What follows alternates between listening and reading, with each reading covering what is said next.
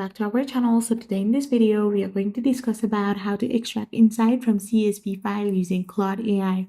So without wasting much of our time, let's get straight into the video.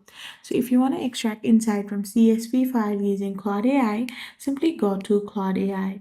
Once you're in your Claude AI, you need to tap it on. After doing this, to extract insight from CSV file, using your Claude AI, you need to simply upload your file directly. You can simply tap on the add files or photos and upload your file.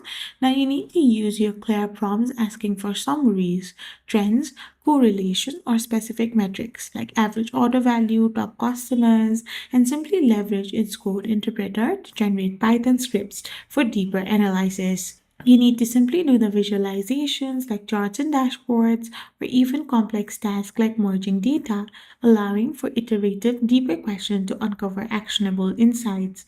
So this is how you can simply do it. I hope you found this video helpful. So don't forget to hit that subscribe button and do give us a thumbs up. We will be back again with more informative videos. Thank you for watching and stay tuned for our next video.